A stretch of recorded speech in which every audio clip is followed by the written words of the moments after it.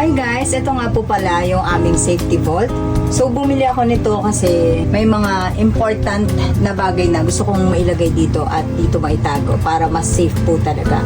So ina-advise ko rin na mag-avail kayo ng ganito kasi maganda po talaga na mayroon tayo nito. Mas safe po talaga yung mga bagay na gusto nating itago.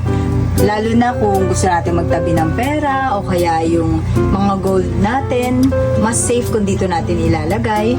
And yung mga password, 'di ba, kung naglalagay tayo sa notebook para hindi natin makalimutan, much better dito po natin ilagay para mas safe po and mas madali natin malaman kung saan natin tinatago. Hindi yung kung saan natin ilalagay tapos biglang nakalimutan na natin kung saan natin na ilagay, di ba?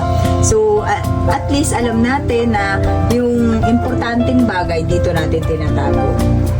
Pero huwag kayong mag-alala kasi kapag nalobat ang battery ay pwede po natin tong i-manual key. Okay, so nandito siya. Ang maganda kasi sa mga ganito, kung sakaling pasukin kayo ng magnanakaw, hindi basta-basta mananakaw yung mga nakalagay dito.